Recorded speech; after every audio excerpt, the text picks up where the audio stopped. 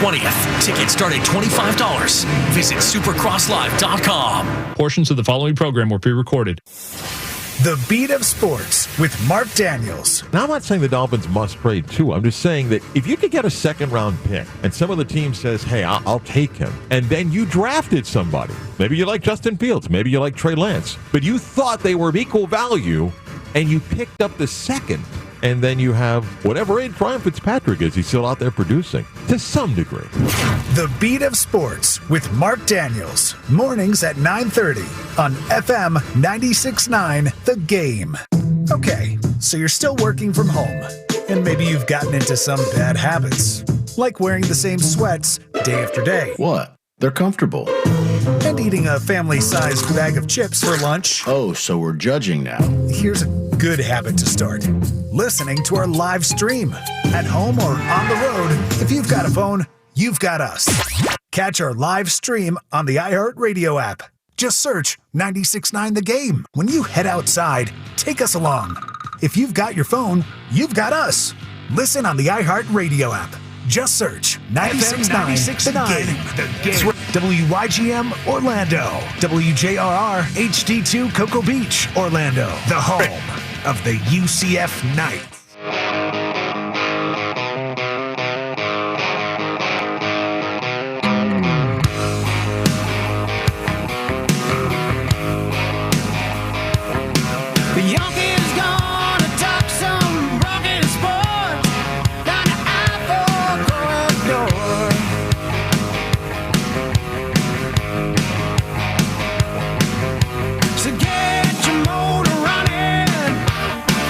Time to put the pedal to the floor.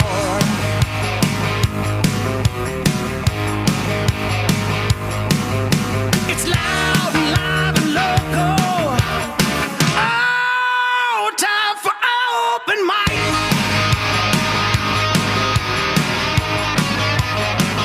Happy Tampa Bay all the way, everybody. The Tampa Bay Buccaneers are Super Bowl champions. Welcome to Open Mic. I'm Mike Bianchi, the Bulldog sports columnist of the Orlando Sentinel. Got the whole crew here this morning talking a little Super Bowl 55. Got the deceptive intellect, Adam Reardon. And, of course, Austin Pastoka. He's right there, the Sultan of Sound. I see you. Yeah, brother, let me tell you something. Tampa Bay, you get to celebrate today. And the way we're celebrating is by giving away Magic tickets later on in the show. Oh, wow. Magic Knicks tickets. We're going to give those away later in the show, probably about 7:27 a.m. You'll want to be listening to that. You can listen to us in so many ways, by the way. FM 96.9 The Game, AM 740, HD 101.1-2. You can listen by downloading that free iHeartRadio app, listening to us globally. You can listen on your smart speaker. You can watch us now. We have a TV/radio show. You can watch us on social media, Twitter, Twitch, YouTube. Just go to YouTube, search for Open Mic Live Stream, and you will find us right there. We want to hear from you. It's a Game Balls and Goop Balls Monday morning. It's an overreaction Monday morning. We want your Game Balls and Goop Balls from the Super Bowl. We want your overreactions from the Super Bowl. Give us a call, 407-916-8255. You can tweet us at 96.9 The Game. You can also text us on our Academy Sports and Outdoors text line, 50857. First chance to win $1,000. That comes up at 7:10 a.m. this morning. But let's start the show, as we always do, with our Open Mic early morning inspirational quote of the day. This comes from the great John Osseroff, who once said, and I quote, "Look in the mirror. That's your competition," end quote. Yeah, no, I would say that as you look into the mirror, your competition is going to be what you did yesterday. The person staring back at you is the one that is either the standard that you're going to be measured by, or the one that may hold you back at times. So you've got to beat yourself. Get better every day. Get better every day. It's sort of like you ever played golf with some buddies, and you really don't care if you beat them or not. you know what you shoot. I'm a 90 guy. That's it. 90 is who I'm competing with. I compete with myself when I play golf. I got buddies of mine that play golf better than me. I'm not really competing with them. When I'm on a golf course, if I shoot 90, that's what I am. I shoot below 90, I'm a very happy guy. I beat myself. I shoot over 90, then I got well, then I'll take a double on the 19th hole, please. Then the guy in the mirror says, "Yep, I beat you today." Yeah. Beat the brakes off you, buddy boy. Sort of like the old poem, "The Man in the Glass." Maybe I'll read a little bit of that later. All right, if you're going to read Man in the Glass, you got to talk about Michael Jackson's Man in the Mirror. Come on. Man in the Mirror. That's what I'm talking about. All right, the Super Bowl. I was at the Super Bowl. I'm going on 9.5 hours sleep. I got no sleep last night. They're getting out of that stadium with the celebration that was going on. Fans, by the way, who were not socially distanced, all right? It was unbelievable trying to leave Raymond James Stadium last night. Traffic everywhere, horns honking, people out of their cars, jumping around on the street. And I'm like, I need to get home and at least get an hour's sleep, people. But no, they were having none of that. Wow, what a game for the Tampa Bay Buccaneers. Tom Brady is now the Lion of all goats. He closes out his magical inaugural season with the Bucs, orchestrating a 31-9 seal clubbing of the Kansas City Chiefs in a game that was just as much about the Bucs' dominant defense as it was Brady's brilliance. Here's what it sounded like last night. Butker will put total leather in Super Bowl 55 will be underway. Here's the approach. Toe hits leather. Let's go Bucs. Here's the snap out of the gun. Play action fake. Pass to Gronkowski. He's going to score a touchdown. Touchdown Tampa Bay. Holy guacamole. Brady tries Ronald Jones Jr. He is hit and pushed back. Did he get across the goal line? No signal given yet. And the Chiefs have held inside the 1-yard line. Play action fake. Brady looking. Throws toward the end zone. Caught ball. Touchdown Tampa Bay Buccaneers. Rob Gronkowski got 2 today. Would love that. A flag has been thrown. Did somebody jump the gun trying to block that thing? If they did, if it's offside, the Bucs will get a first down. It's going to be a first down. Tampa Bay offense comes back on the field. Play action fake. Looks toward the right. Throws toward the caught ball. Is it a touchdown? Yes. Antonio Brown dives low to make this catch, and the Bucs add 7. It's 20-6. Here's the snap. Run the ball to the right. Got a blonde boy to the 20, 15, 10, 5. Touchdown Tampa Bay. Leonard Fournette takes it to the house. 3rd down and 13. Mahomes looking under pressure. Throws the ball upfield. It is knocked away at the 50-yard line. Intercepted. Picked off a deflection. Mahomes running to his right. Look out. He may run. Mahomes directly. Throws toward the end down. Battle intercepted. Picked off at the end zone. Bucs are going to beat the Chiefs. We're the champions of the world. Where does this rank? Is this the crowning achievement? I'm not putting any, making any comparisons. Being down here and experiencing it with this group of guys is every year is amazing. And this team is world champions forever. You can't take it away from us. I'll answer the question that Tom Brady wouldn't answer, Jim Nantz. Yes, this was his crowning achievement. 6 Super Bowl championships in New England.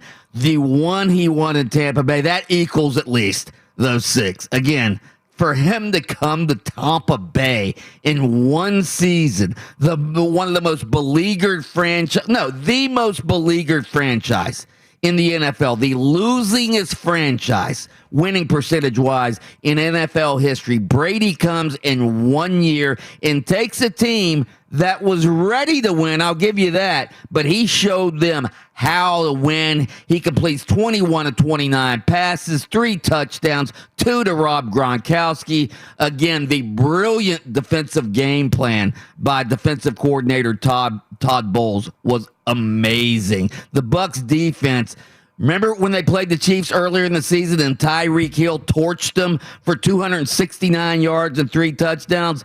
Good Lord, did they take Tyreek Hill and Patrick Mahomes out of their game, threw them out of their rhythm. I think they pressured Mahomes 29 times. That was a Super Bowl record. They sacked him 3 times. They intercepted him 2 times. And again, Patrick Mahomes and that Chiefs offense scored no touchdowns, 0 touchdowns. That's the first time since at least high school, Adam Reardon, that Patrick Mahomes has quarterbacked an offense that didn't score a touchdown. Not only that, he didn't have 100 yards passing in that game till I believe late in the third quarter. Again, I don't want to take anything away, and I don't want to. Forget about Tampa Bay. That should be called Dampa Bay. It should start with a capital D, by the way. Listen, Tampa Bay is one thing. That defense last night, and I don't want to take anything away from them, but as I was watching the game unfold, it was clear to me that the storyline that mattered most in the 2 weeks leading up to this game, which we gave some attention to, but clearly not enough, was the offensive line issues of the Kansas City Chiefs and how that affected their offense during the game. They were unable to block the front four, which allowed Todd Bowles to say, listen, we're going to put 2 safeties back here so we don't get beat over the top. We're going to get pressure with all of these legitimately good pass rushers that we have right there in the front. And if Eric Bieniemy and Andy Reid don't adjust and start just handing the football off and just taking 3 yards here or there because we have no safeties in the box, then we're going to win this game easily. Kansas City never made that adjustment, never took the ball out of Patrick Mahomes' hands, and that team paid the price for it because, one, he wasn't 100%. You could tell with his foot, he was hobbling around out there at a time that he needed to be at 100% with his scrambling ability because his offensive line was straight trash last night against a very good defense. The storyline of the last 2 weeks that we gave a little bit attention to, but to me was the deciding factor in that game from start to the finish was the fact that Kansas City's makeshift offensive line was bad, was really bad. We just figured, I think everybody figured, even though their starting offensive tackles, Eric Fisher and Mitchell Schwartz, were out and injured, we just figured Andy Reid, hey, he's got 2 weeks, Andy Reid and Eric Bieniemy, they'll figure out a way to scheme the Bucs defense. But when you look at what the Bucs defense has done in the playoffs, I mean, again, Brady's getting all the credit. He was the MVP yesterday for the 5th time in his career. But that Buccaneers defense against Aaron Rodgers, Drew Brees, and then Patrick Mahomes, they were amazing. They dominated those quarterbacks. Absolutely dominated 3 future Hall of Fame quarterback. So again, give credit to Todd Bowles, give credit to that defense, but also give credit to Tom Brady because Tom Brady, again, he showed these guys how to win. And we're going to get into, it wasn't just that Tom Brady came to Tampa Bay. It was that Tom Brady lured other players to Tampa Bay. We'll get into that next on Open Mic. Open Mic, the best radio show in town. Isn't that right, Urban Meyer? I think your facts are not surprisingly incorrect. Speaking of Tampa Bay, if you are looking for Tampa Bay Super Bowl attire, I got the place for you. My good friend Nancy, huge sports fan, used to run a quilt shop in Winter Garden. That closed during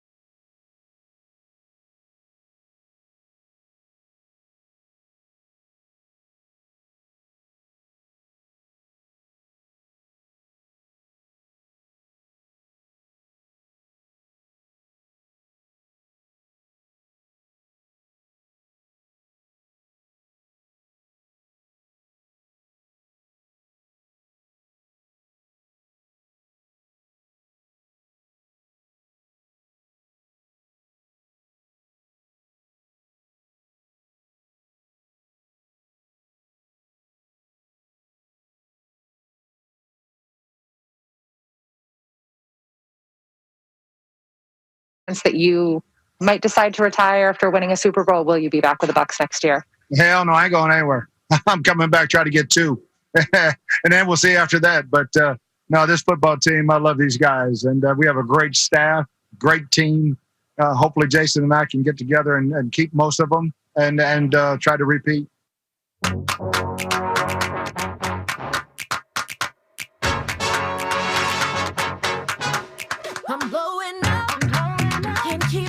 That was Tampa Bay Buccaneers head coach Bruce Arians saying, I don't care if I'm going to be 70 next year. Hell no, I'm not retiring. That's 1 Super Bowl. I'm coming back to get 2 next year. And guess what? Tom Brady's coming back to get 8 next year. Tom Brady said last night, yeah, I'm coming back. Rob Gronkowski said last night, yeah, I'm coming back. I'm not retiring. This is too much fun.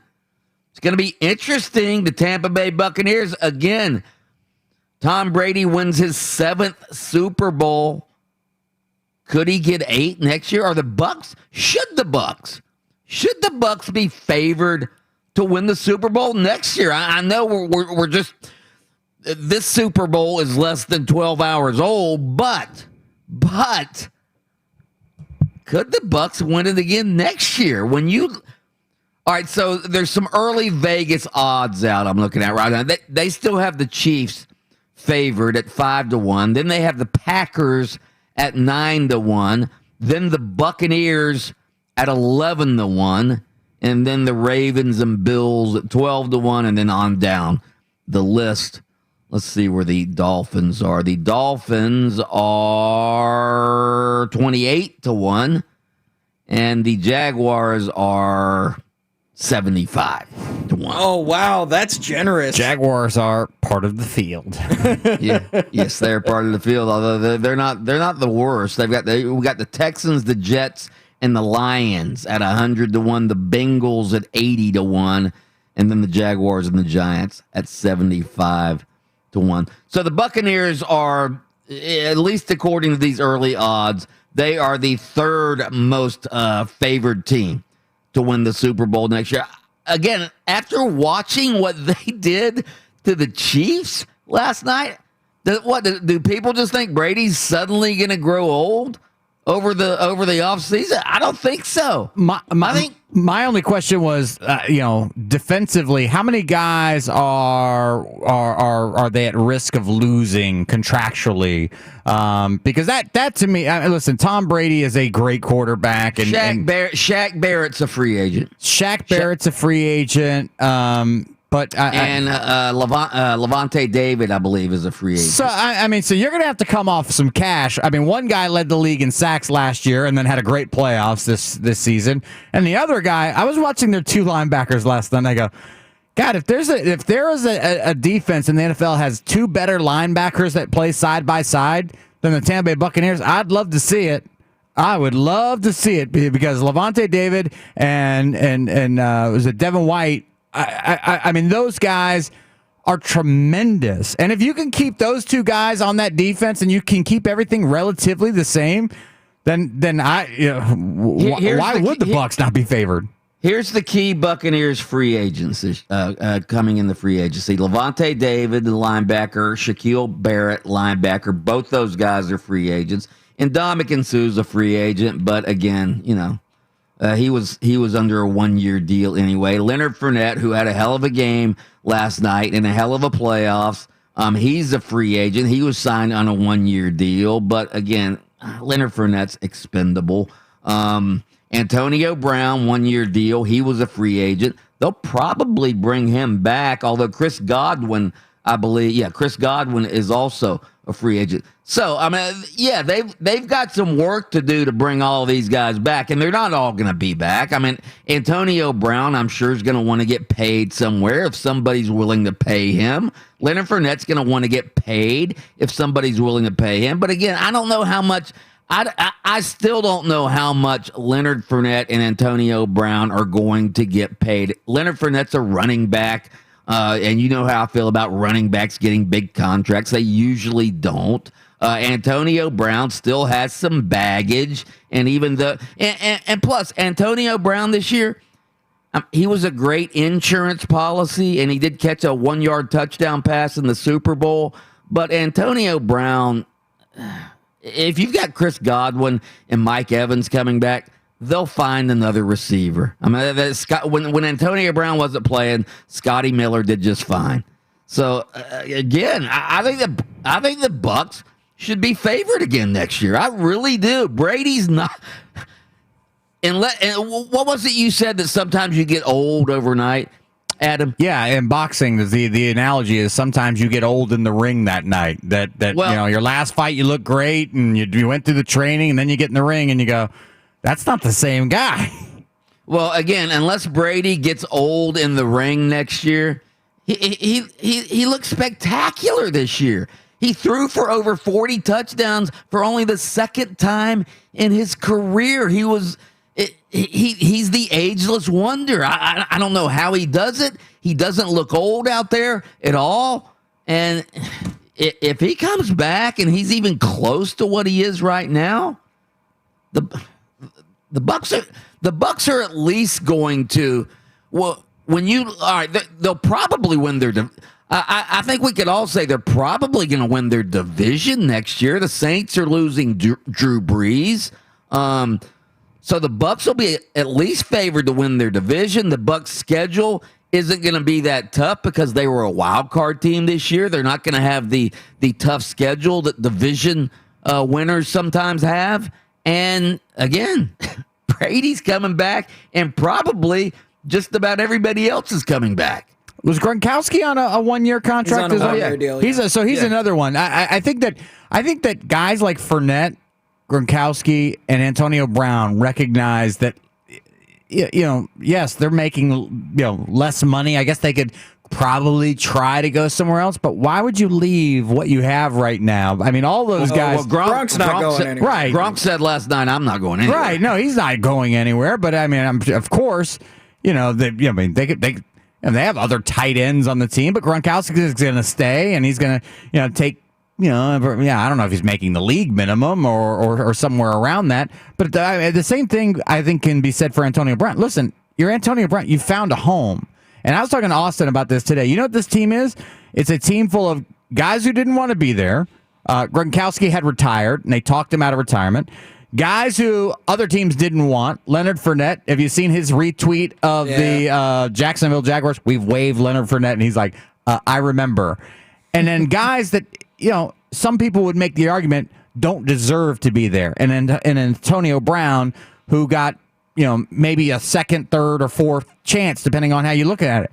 And with the right leader as a player, Tom Brady, and then the right coach, I really do think Bruce Arians deserves a lot of credit because he's different.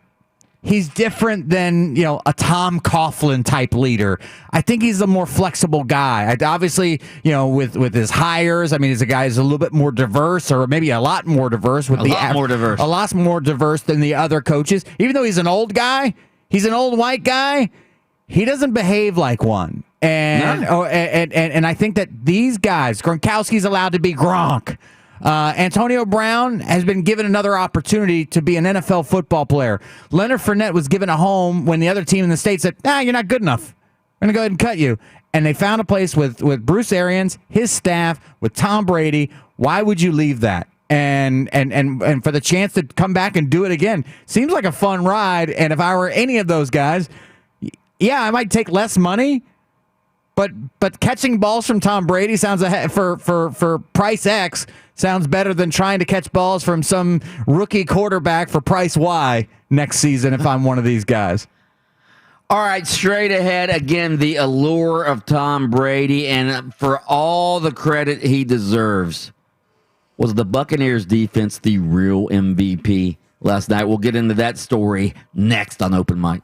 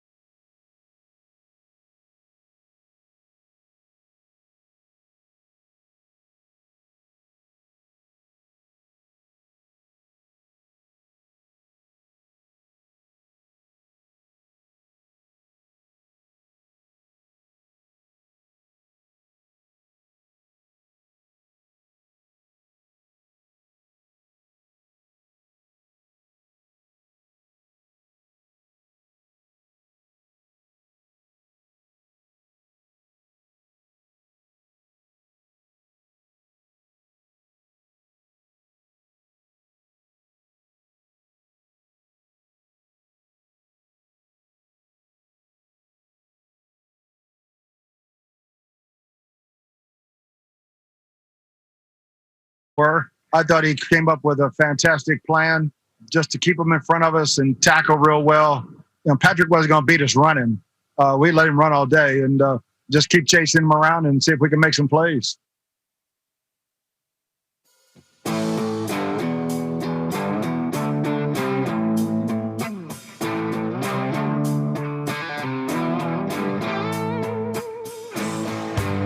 That was Tampa Bay Buccaneers head coach Bruce Arians talking about the brilliant defensive scheme of his defensive coordinator, Todd Bowles, and how Todd Bowles got tired of hearing about how the Kansas City Chiefs were unstoppable. They were stoppable, all right. The Bucs stopped them, did not allow them a touchdown. Good Lord, 3 field goals. The most high-powered offense in the league scores 3 field goals in the Super Bowl. That was an offensive meltdown by the Chiefs and a defensive beatdown by the Tampa Bay Buccaneers. We have Mac on line 1. He wants to talk about the Super Bowl. Mac. Good morning, gentlemen. Great show as always. Thank you. Now, you guys came up with a name for the group of the players in Tampa. You know who they are? They're the Island of Misfit Toys. Well, because they're a collection of guys that nobody wanted, and they all had baggage, like Antonio Brown, Ndamukong Suh, etc. But the big thing about them is that, number one, Brady's game is not based on elite athleticism, and he just doesn't know how to be a champion. He knows how to repeat as a champion. Yeah, good point. Good. You could actually say, going to your Island of Misfit Toys analogy, even though Tom Brady's the greatest of all time, you could say maybe that Bill Belichick didn't want him anymore. Bill Belichick maybe said, Tom, if you want to go someplace else, you just go ahead and go. So, yeah, good analogy. The Island of Misfit Toys. Who's the guy that made Pinocchio? What's Geppetto? That's what Tom Brady is. All right, he made a real boy out of a fake team. That's Well, in all fairness, though, I mean the Buccaneers were ready to win. Yes. They were ready, and Jameis Winston, who threw for a bunch of yards last year. If Jameis Winston, and again, this is a big if a frog had wings, he wouldn't bump his ass when he jumped. I realize that, all right? But if Jameis Winston cuts his interceptions in half last year, the Buccaneers are probably in the playoffs last year. That's why the Bucs are in the playoffs under Tom Brady. Yeah, Tom Brady had a great year, threw for 40 touchdown passes, but this is essentially the same Buccaneers defense as they had last year. Yes, they added some offensive pieces, but defensively, it's the same defense. The difference is Tom Brady didn't put the defense in bad positions like Jameis Winston did. That's why the Bucs' defensive numbers were way up this year, because they weren't being put in bad situations. So, and if Jameis Winston cuts his interceptions in half, right, from last year, that means that, his team is still driving, and maybe he throws 40 touchdowns in a season. Jameis Winston is a guy that, I think the greatest thing that Tom Brady, the best thing that he does is he is mentally disciplined enough to take what the defense gives him. He's not afraid to throw the ball 3 yards past the line of scrimmage to Wes Welker on the drag route, to Rob Gronkowski on that little pick play that they ran about 100 times last night, where the receiver would run in and Gronkowski would run out, and he would literally throw the ball about 6 yards, out of his hand and into Gronkowski's hands. And then a lot of times Gronkowski could turn the ball up the field. He knew that was there, and so he would take it. Where there's a lot of other quarterbacks, Jameis Winston being one of them, that don't want to take that. You know what they want to take? They want to take the 45-yard pass down the field to Mike Evans all the time. And the only time that the Bucs really go down the field, and this is one of the things they mentioned last night, is if it's like 3rd and long. And so, like, it's the same, as I think it was Tony Romo was pointing out, it's the safest pass you have, because if it gets picked off, it's kind of like a punt. If it's incomplete, then you punt. If you complete it, then guess what? You've got yourself a first down and a big play there. Tom Brady takes what you give him, has always done it. He's a high percentage passer. He limits the mistakes, and that is a recipe for success in the NFL. And he's done it his entire career.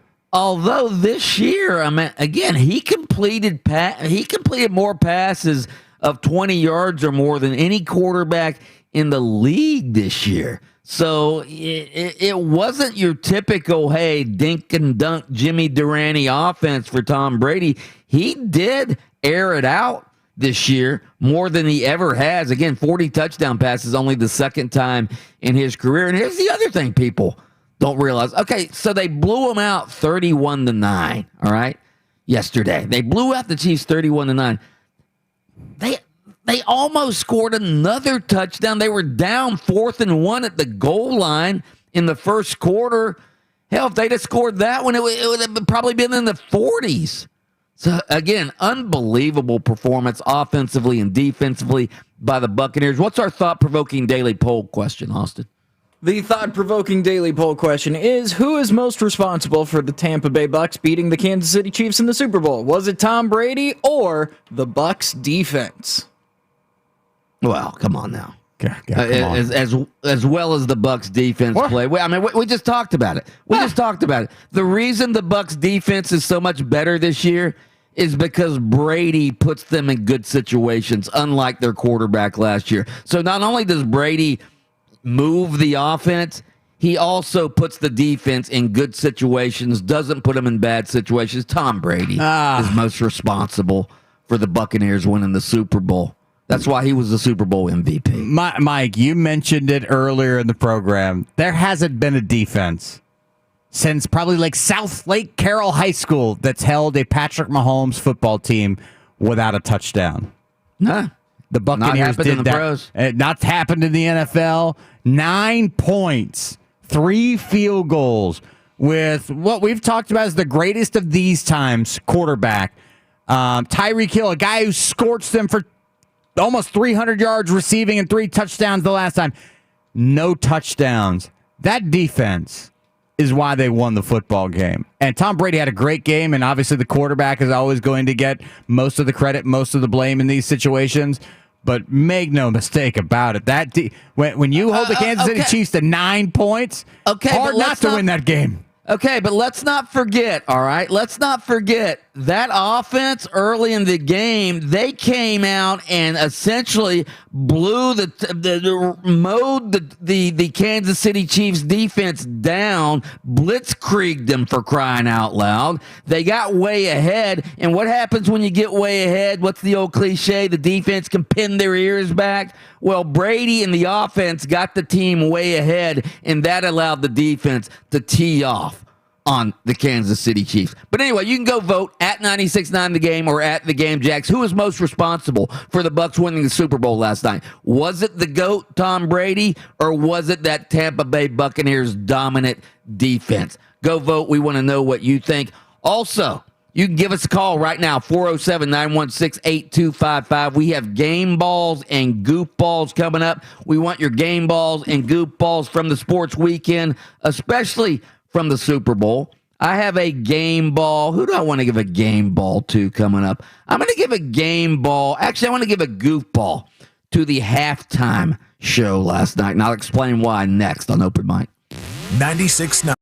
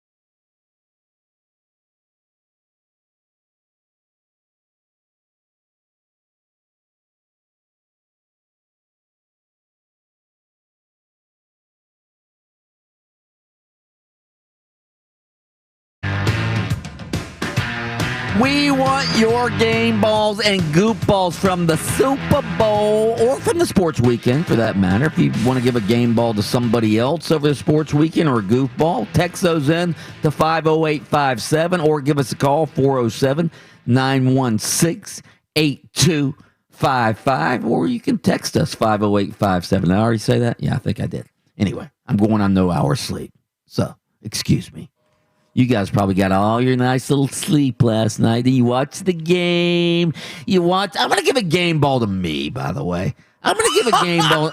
Yeah, I'm going to give a game ball to me, the Bulldog, all right? What's this? Leave my home yesterday about 11 o'clock. Fight the madness over in Tampa to go cover the Super Bowl for the Orlando Sentinel. By the way, you can read my column at orlandosentinel.com right now.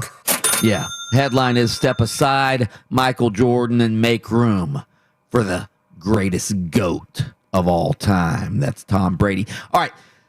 So, I fight the crowds, get over to Tampa, get done about 1 o'clock last night, writing my column, slaving over it, and send it to the Sentinel. They get it in the paper, and it's online and all of that. Then I'm thinking, okay, now I can just go home. All right, but no. There's still an hour's worth of traffic to fight just to get out of Tampa, okay? Get home about 2:30. No, I actually get home about 3:15 in the morning, which is usually time you wake up.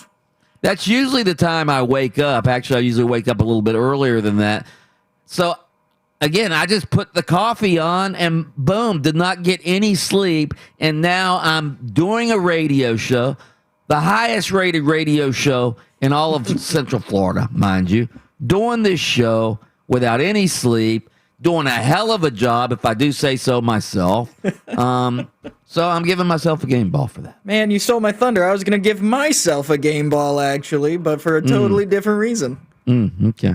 These guys, listen to these guys wanting a pat on the back for doing their job. Mister, just go to work every day, do your job. You know what I mean? Now you want like some sort of special, extraordinary. All right, that's what we are. Mike and I, we are above average, except actually average. The TikTok game ball to myself, over 5,000 followers now. We're handing out game balls to ourselves.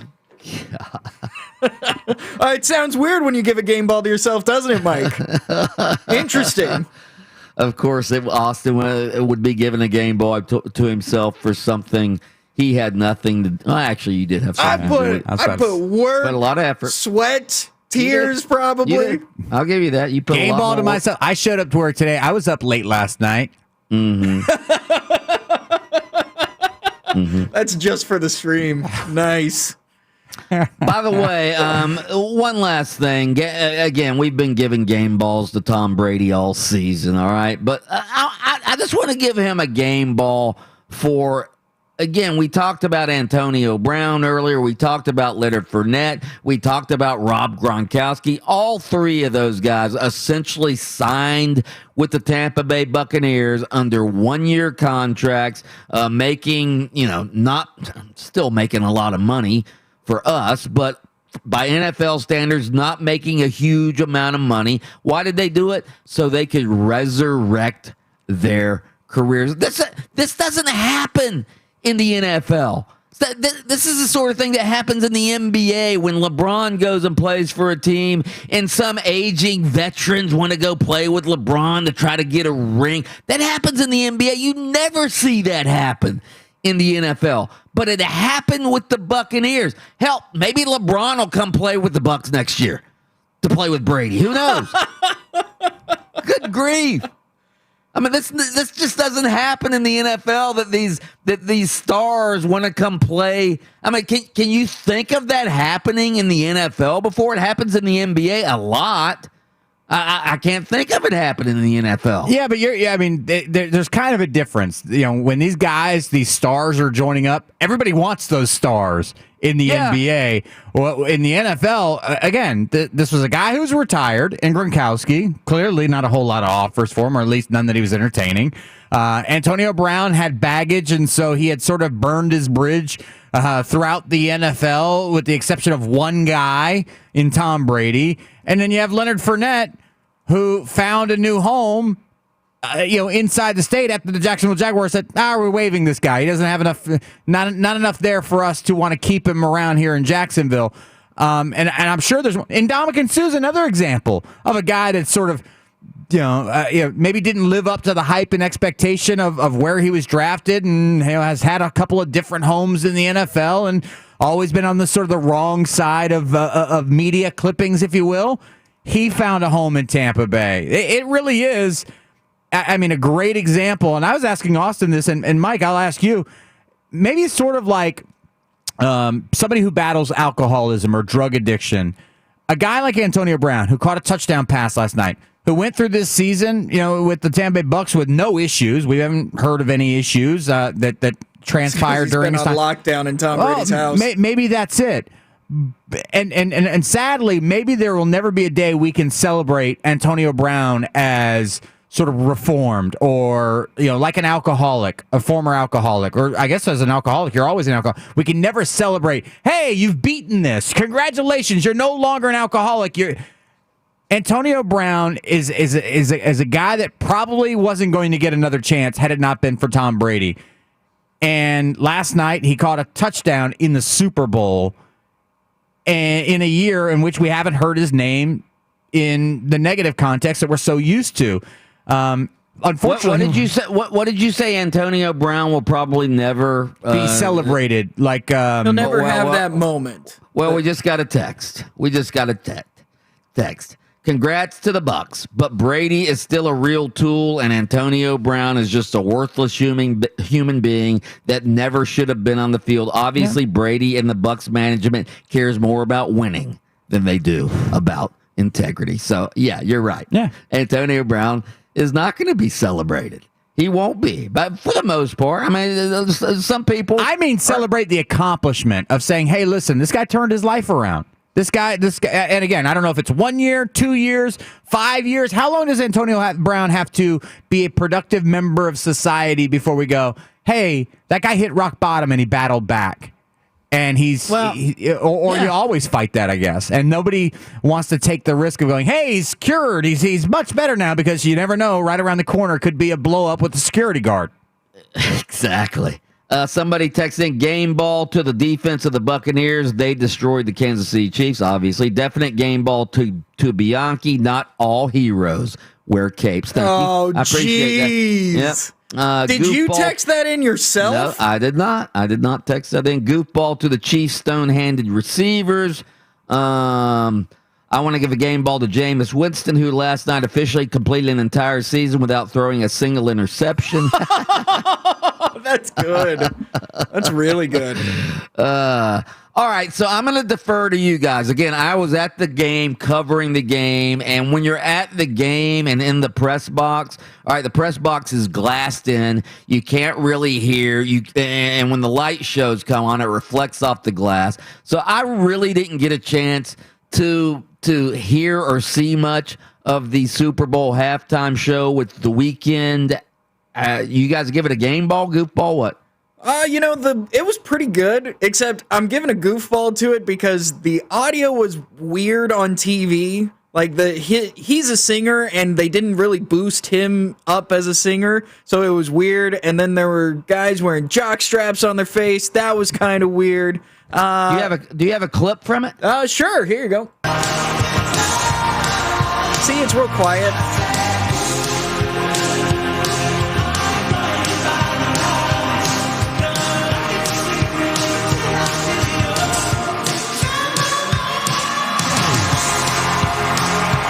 I'll give him a game ball, because one thing I was 100% sure of is he was actually singing.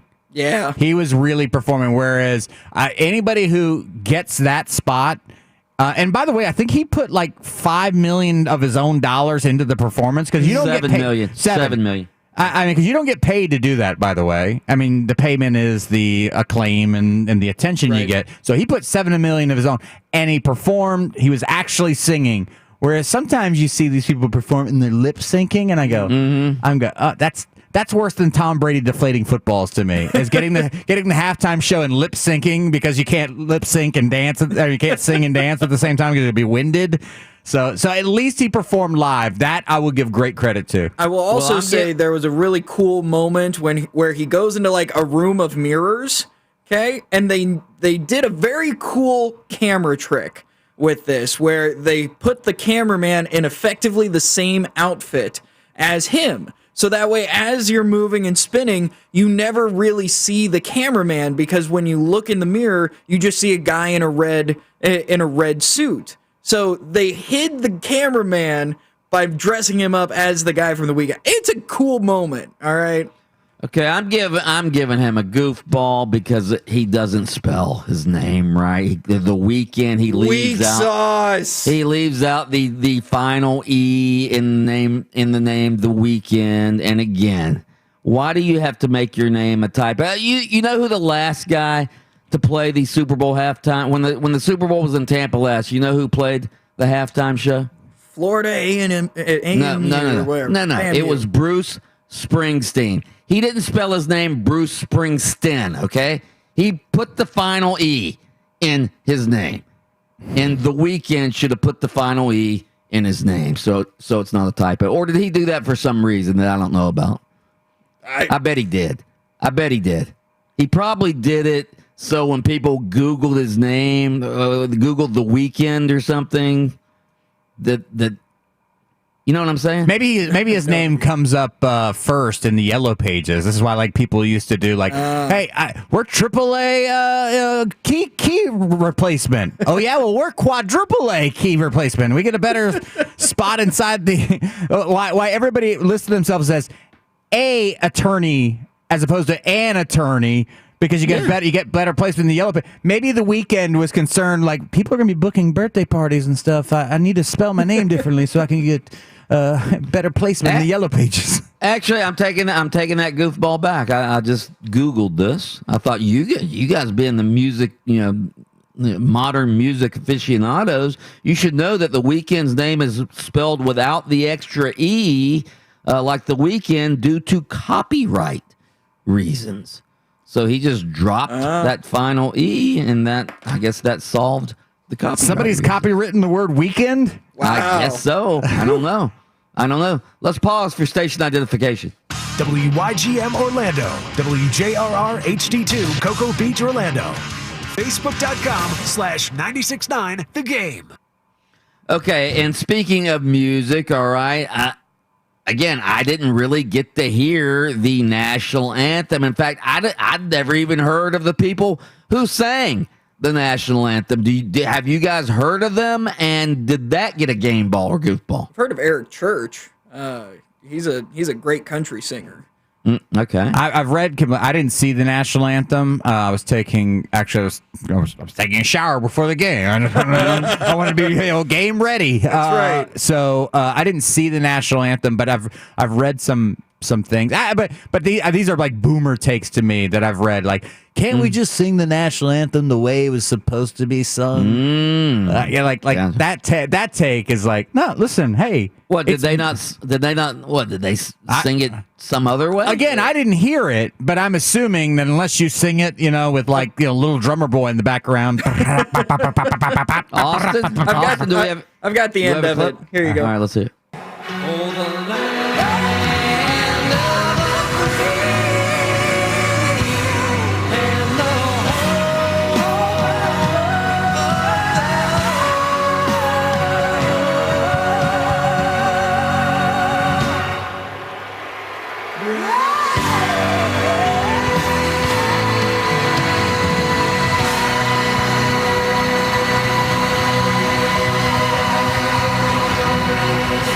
Seemed fine to me. Nothing wrong with that. I like it. I'm giving it a game ball. Yeah. I'm giving that a game ball. Again, I didn't hear the whole thing because I was covering the game and the press box was shut down. So I'm giving that a game ball. Absolutely, I like that. Who is singing with Eric Church there? I mean, I don't mean to put you on the spot, but that sounded like a little country, a little soul. Jasmine Sullivan. Yeah, that's what it was. I don't know who Jasmine It was Sullivan country and R&B, I think. Which and I don't know if we're going to talk about commercials at all during the program, but there was a commercial about bringing the country back to the middle that a lot of people liked. Hey, combining country music with R&B, trying to bring you to the middle to celebrate this country. If you had a problem with that, then you know what? Pack your bags and get out of this country. Move on out of here. That's right. Get on out of here. Get on out of this country. If you don't want to see the reuniting of the reunited states of America, then you can just get on out, buddy. America, love it or leave it. America, love it or leave it. That was great. Honestly, I only heard that 10 seconds was fantastic.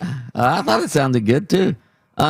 You guys have any game balls or goof balls, or you want me to keep going? I got a game ball. Oh, I got a game ball. I got a game ball to Nebraska defensive players, the black shirts, baby. And Ndamukong Suh, Levante David are graduates of the University of Nebraska. And then on top of it, Shaq Barrett is a former Maverick.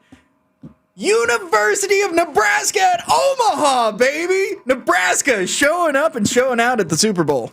Look at Austin getting his Cornhusker pride up. I like it. I like it. Adam? My game ball has nothing to do with the Super Bowl because before the Super Bowl, the appetizer, I guess, to the main course here in the United States, big football matchup, huge football matchup. Over in Europe, as Manchester City knocked off Liverpool 4-1 to extend their lead in the EPL standings, with a game in hand also over their crosstown rival Manchester United. So big match. Kudos to Pep Guardiola, who is the Bill Belichick. He's the Frank Vogel. He's the he's the everything over in Europe right now. He's got his team rolling. He got Manchester City rolling right now. So I got to watch that early in the day. So anything that happened in the Super Bowl, I was fine with. So it was great for me.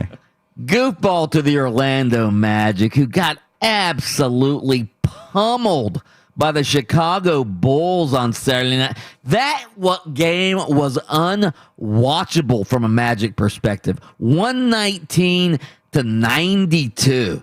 The Magic go down to the lowly Bulls. Orlando fell to 3-13 over their past 16 games. It was, I don't know if you guys even tried to watch it, but again, it was unwatchable. Their past 5 losses, by the way, the Magic have lost by an average of 18.8 points per game. Every loss has come by double digits, and Chicago led that game by as many as 33 points the other night. The Magic, and here's what's frustrating from a sports talk radio and sports columnist perspective. You can't even rip the Magic. I mean, what are you going to rip them for? Like, for not having for all their players being injured? I mean, can you really rip a team for that? Yeah, you got to rip him for the Frank Mason signing. You know, he just hasn't brought what we thought that he was going to bring to this team. Okay. There's your next column, Mike. Who did we think that guy was going to be? He's the MVP of the G League, so he's got to be. But we were comparing him to somebody. Fred Van Vliet. That's right. Yeah. The guy dropped 50. That guy dropped 50 on the Magic like a week ago. Frank Mason be lucky to score 50 this year. Game ball, speaking of the Tampa Bay Buccaneers, it was a good weekend for the Buccaneers. Game ball to former Buccaneers safety John Lynch. He gets into the Pro Football Hall of Fame. He goes into the same class with Peyton Manning, Calvin Johnson. Who was the other surefire guy that got in? Peyton Manning, Calvin Johnson, Charles Woodson. Charles Woodson, yeah. Charles Woodson. So those 3 were first ballot Hall of Famers. But John Lynch gets in. He'd waited longer than anybody who was on the ballot to get in. Tony Baselli, though, Jacksonville Jaguars left tackle, he didn't get in again. But Alan Faneca, the great Pittsburgh Steelers offensive guard, he got in. I'm saying next year is the year that Baselli finally gets in, because if you look at the potential players on next year's ballot, there's going to be no offensive linemen except for Baselli. And there won't be 3 surefire first ballot Hall of Famers next year either. So I'm saying Baselli finally gets in next year. Let me ask you this, and I've read this a couple times over the weekend when it was announced that he wasn't getting in. So the way this works, right, is each team assigns a media member to go in there and basically battle for you. Sam Kavaris is the Jaguars. Sam Kavaris is 0 for how many years, and then Fred Taylor is also eligible for the Hall, right? Yeah, I think he is. Let me ask you. Yeah, he didn't make the finalists, but he was on the original list. Fred Taylor was this year. So let me ask you this: is it time A1 for a new presenter, and then A2 after next year? If you think next year's the year, if Baselli doesn't get in, is it time to start turning our attention more towards Fred Taylor and his accolades in the NFL and start making your case for him? Because the issue with Tony Baselli is this: he played 6 years, right? 7. Yeah, 6. Yeah, 6 like full years, and then. So that's going to be his issue. Will always be his issue. That's always been it. If he at this point now, 10 years, he would be in. Clearly. So at this point now, do you start making a decision if in Jacksonville, like, hey, listen, maybe Kavaris isn't the best car salesman we got. Okay, maybe we need to put somebody else on that account. Mike Bianchi. Anybody. Gene Fournette. How about putting Gene Fournette there? Let him present. And if Baselli doesn't make it next year, in a year they go, okay, there's no more offensive linemen in front of him. This has to be the year. There's really not the Peyton Manning, that group that's going to definitely get in front of him. If not, do you start turning your attention to Fred Taylor, who had a longer career? And you can make a case for his numbers, even though the team wasn't, greatly successful. I mean, neither one of those guys can point to a Super Bowl run, but some of his numbers, I think, against the guys that have made it in, if you looked at his numbers compared to Edger and James, you could make that argument. You could make that where maybe Baselli doesn't have that guy that he can measure up to, and make that argument for him. Maybe it's time to start turning our attention in Jacksonville to Freddie T. Maybe we can do a little poll about that tomorrow. All right, straight ahead, it is Super Bowl sound off. That's coming your way. But first, we have a chance for you to win $1,000. Now, your chance to win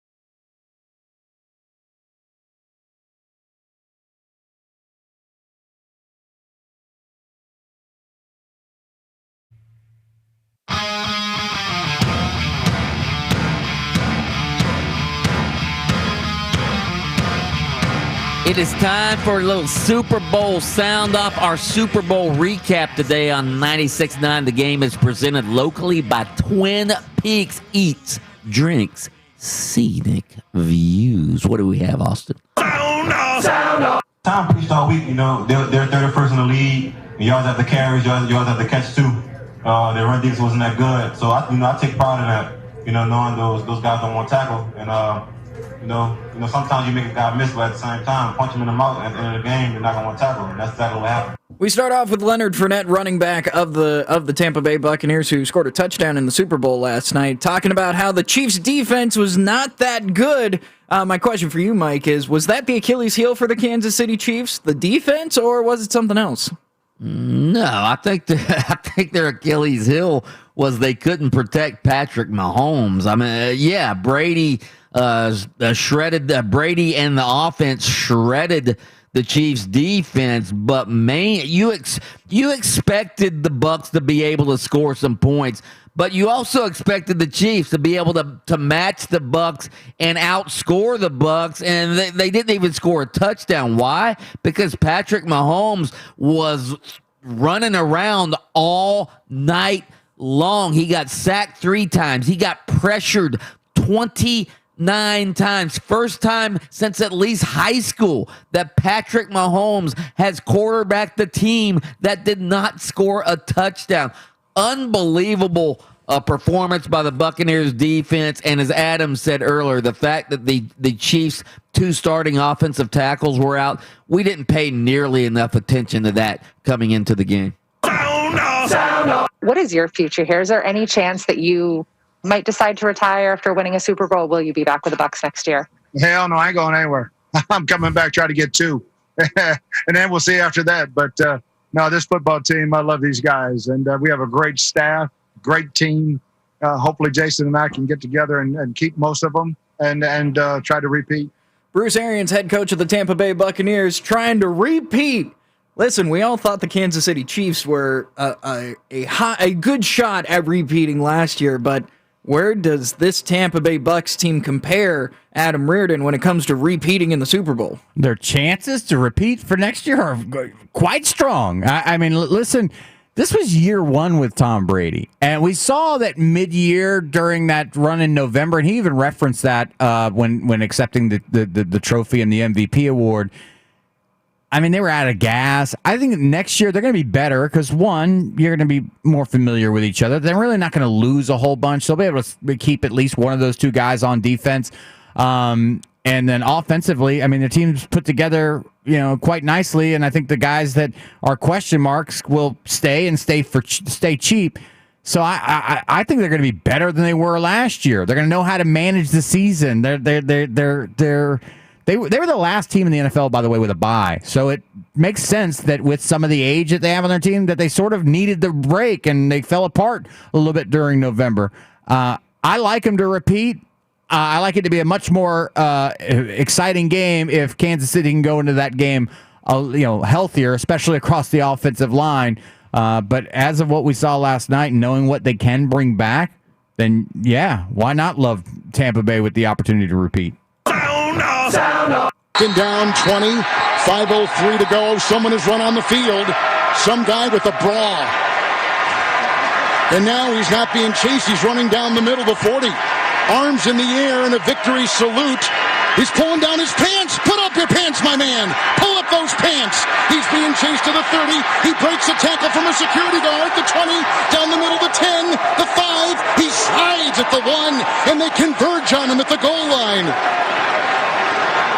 Pull up your pants, take off the bra, and be a man.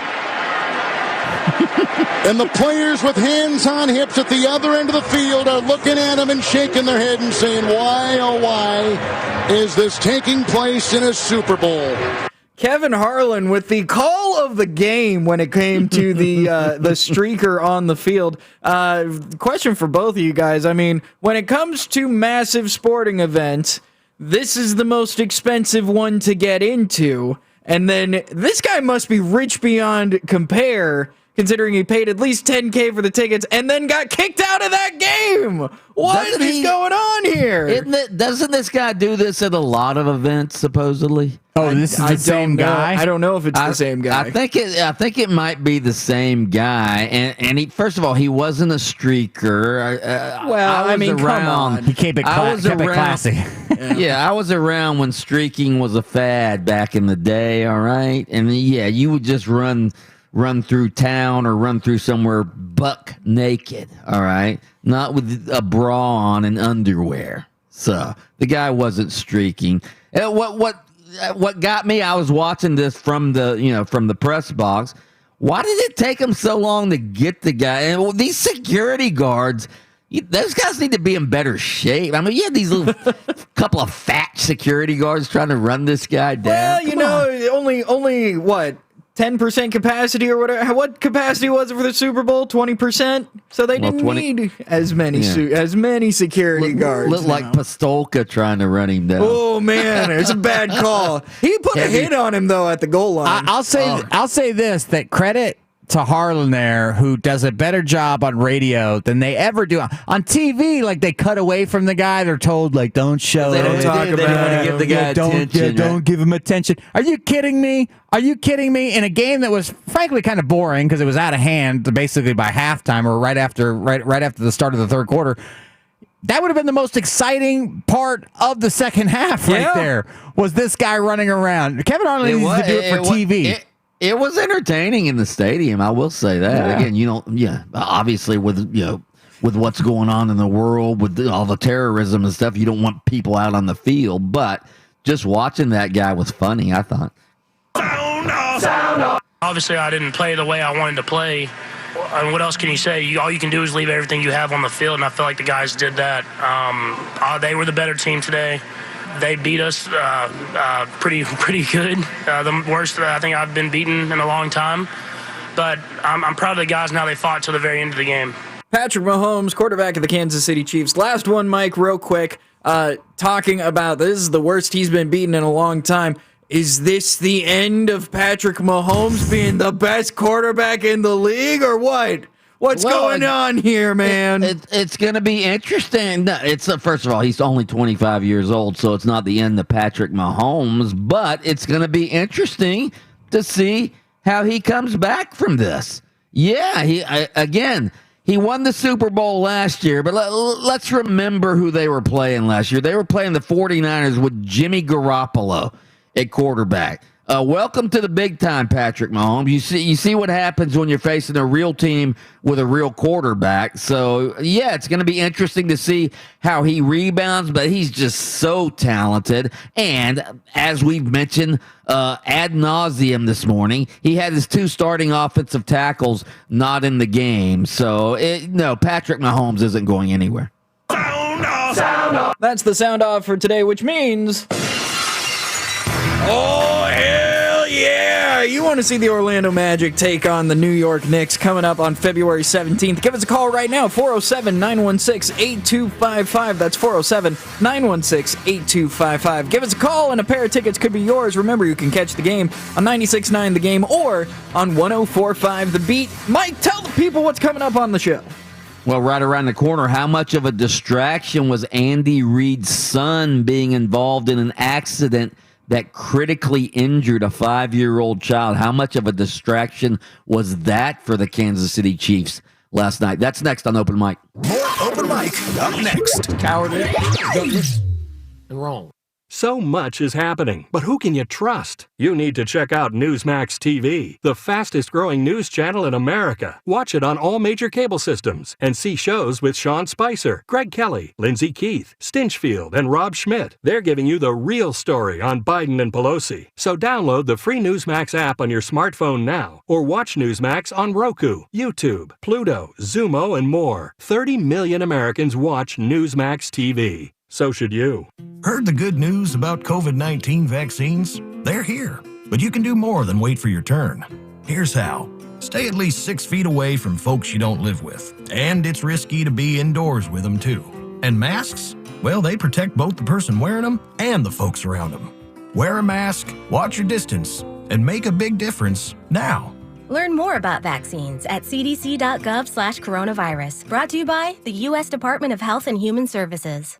The snowy trees are so beautiful this time of year. Plus, I love how the cold, crisp air really dries out my contacts. I like to live on the wild side, like running in the rain with my glasses on. I love when my contacts just pop out. It's like a fun little surprise I didn't see coming. At LASIK Plus, we help free patients from the hassles of glasses and contacts so they can live life the way they want. Plus, you can get $1,000 off our Wavelight laser if you are treated in February.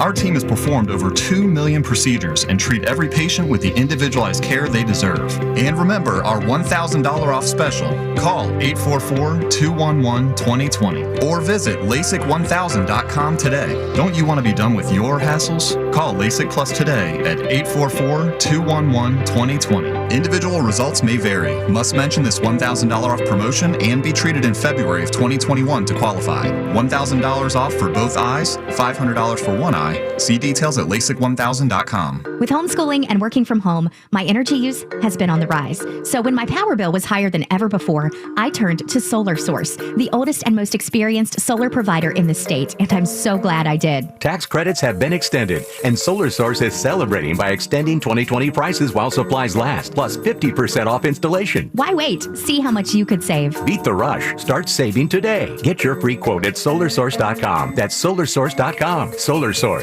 Trust the source. Sore throats make eating any food painful. Eating toast can feel like eating noodles. Even drinking orange juice can hurt. But you can get relief fast with Chloraseptic Spray. Numbs in seconds, soothes pain on contact. So you're back to eating with pleasure. Doctor-recommended Chloraseptic Sprays and lozenges. Unsore your throat. Available at Walgreens.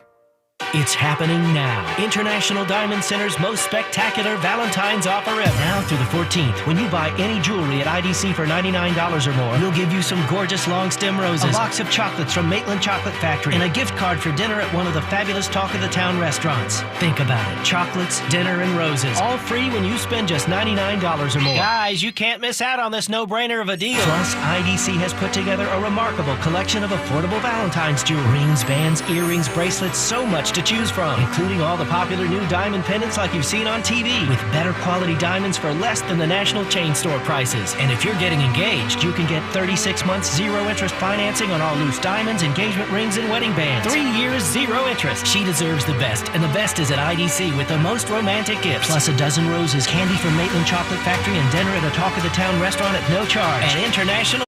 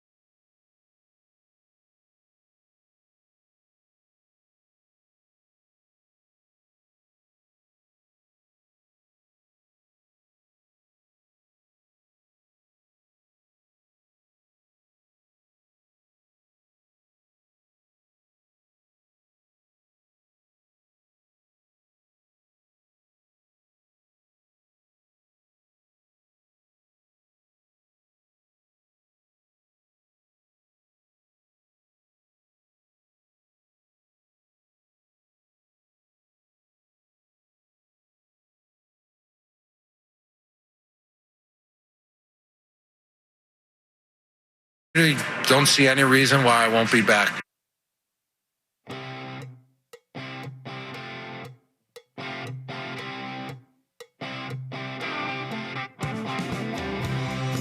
That was the Gronk Master says, no reason I won't be back next year playing for the Tampa Bay Buccaneers. Hell, I just caught 2 touchdown passes in the Super Bowl. 6 catches, 67 yards. Hell, he almost had 3 touchdown passes. He caught the one. It looked like he might take it the distance, and he gets tripped up. Guy dives at his feet, trips him, or he would have had 3 touchdowns. The Bucs almost. It was 31-9. It was almost like 45-9. God, that was a blowout. A big-time blowout. The Tampa Bay Buccaneers obviously win the Super Bowl. We're talking all about the Super Bowl this morning. We want your game balls and goop balls from the Super Bowl. You can give us a call if you want to talk about the Super Bowl, 407-916-8255. You can text us, 50857. You can tweet us at 969thegame. You can also go vote on all of our Super Bowl polls at 969thegame on Twitter as well. All right, a story that's starting to get some play after what happened last night. Kansas City Chiefs head coach Andy Reid spoke for the first time publicly about his son's auto accident that left a 5-year-old girl in critical condition. All right, Reid's son, Britt, who is the Chiefs' outside linebackers coach, was involved in a 3-car crash on Thursday night in Kansas City. He did not travel with the Chiefs to Tampa for the Super Bowl. Britt Reid acknowledged to police he was driving the vehicle that collided with 2 other cars, including the one with the 5-year-old inside. The police report said the driver of the vehicle suffered non-life-threatening injuries and was being investigated for possible impairment. So Britt Reid is being investigated for possible impairment. A Kansas City police officer said Reid's eyes were bloodshot and that the officer smelled a moderate odor of alcoholic beverages, according, again, to a police officer's statement obtained by ESPN. The statement went on to say Reid told the officer that he had 2 to 3 drinks and that he also took the prescription drug Adderall. Here was Andy Reid talking about whether this was a distraction before the game. I'd be lying if I didn't tell you my heart bleeds for the people involved in it. I mentioned that, Diana. And so, again, we had put the game plan in the week before. And so the distraction wasn't a distraction as far as the game plan goes. That was already in, and kind of how we were going to work with it and go forward. So I would tell you, I mean, anything, it's a loaded question, Diana. From a human standpoint, it's a tough one. From a football standpoint, 2 separate things. From a football standpoint, I don't think that was the problem. Well, again, obviously this was a distraction. The Kansas City Chiefs, by the way, chose not to travel to Tampa for the entire week. They wanted to stay in Kansas City and work on their game plan there. They didn't fly out, I don't think, until Friday to go to the Super Bowl, and this happened on Thursday night. So this is gonna turn into a big story, especially if Andy Reid's son, Britt Reid, was DUI. And again, these police statements said that he was impaired, and obviously everybody's thoughts and prayers go out to the 5-year-old girl who is now in critical condition in a hospital in Kansas City. Man, you had the Chiefs had a lot of obviously playing without their 2 starting offensive tackles. That was a drawback. And then this happens on the you find the players find out about it the day that they're flying out to go to the Super Bowl. That had to have some sort of effect on the Kansas City Chiefs and their head coach, whose son is involved in this, doesn't it? Yeah, as I'm listening to Andy Reid speak about it, I'm thinking, as a dad myself, if I ever had to ask questions like that or answer questions like that about my kid who may be responsible, who, this is not new. This is not new territory either. Having to answer these questions, for Andy Reid, and the severity of this, and reading that the girl had life-threatening injuries and all that. I mean, he mentions, like, listen, it's two kind of separate things, but they're intertwined with each other.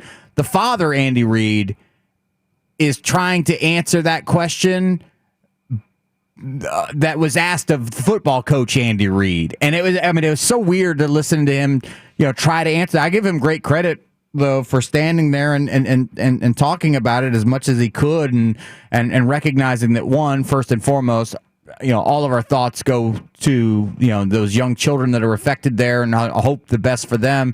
And saying, listen, our game plan was in there, and that as far as the game plan was concerned, no, it didn't affect the game, but as a human being, how can you not be affected? How could you not be affected when your kid is, could potentially be responsible for what may turn out to be the death of a 5-year-old child? So yes, as a human being, no question you're affected by that. Yeah, and I believe the question he was asked was, how much of a distraction was this? And did it hurt? I don't have the question in front of me, but just listening to him answer it, it seems like that was the question. How much of a distraction is this? How much did this affect your game preparation? Now, he said, listen, our game plan was already in place when we found out about this. Yes, your game plan's in place, but the mental psyche of your players, the mental psyche of your head coach whose son is involved in this, that's got to be. And again, it must have cast some sort of pall over the Kansas City Chiefs' entire locker room, I would think, right? It had to cast a pall over the locker room to know that the players, knowing that one of their coaches and the coach's son may be responsible for what happened to a 5-year-old girl. Again, that's got to be a huge, major distraction for the Kansas City Chiefs, and hopefully, we all hope and pray that this little girl is okay. All right, by the way, our Super Bowl coverage brought to you today by Miracle Toyota. Again, we're recapping the Super Bowl all day today on 96.9 The Game, and we certainly thank Miracle Toyota for sponsoring our Super Bowl recap. By the way, every day at Miracle Toyota is a miracle. Check them out at miracletoyota.com. Straight ahead, we will take your calls. Give us a call, 407-916-8255. We want your Super Bowl calls. We want your overreactions from the Super Bowl. We want your game balls and goop balls. All of that coming your way next on Open Mic.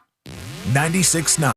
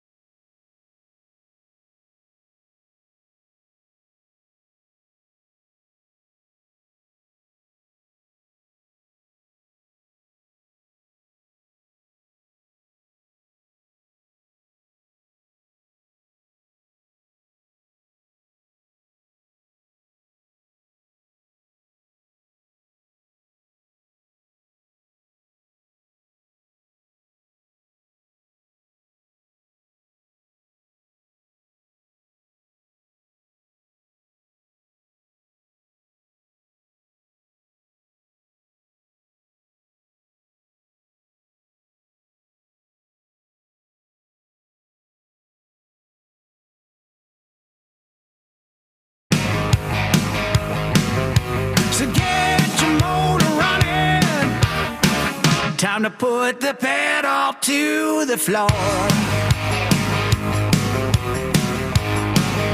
Hold on, Austin Pistolka. You are the Sultan of Cut this theme song out and give me a little Tampa Bay Buccaneers theme song, will you?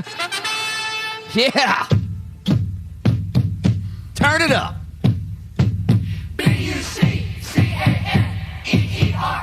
Go Bucs. Go Bucs.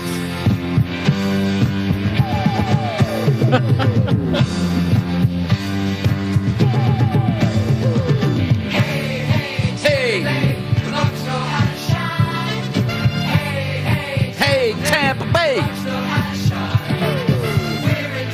The Tampa Bay Buccaneers are Super Bowl champions, baby. Tampa Bay, Champa Bay, whatever you want to call them, they are the champions. Welcome back to Open Mic. I, of course, am Mike Bianchi, the Bulldog, sports columnist of the Orlando Sentinel, going on no hours sleep. This morning, I covered the Super Bowl for the Orlando Sentinel. You can read my column right now at orlandosentinel.com if you choose to. Thank you. Joined, as always, by Adam Reardon, the Deceptive Intellect, and, of course, Austin Pistolka, the Sultan of Sound. Yeah. Together, we are Open Mic, the troika of sports talk radio excellence in the megalopolis. Megalopolis. In the megalopolis. The megalopolis. We know as Central Florida.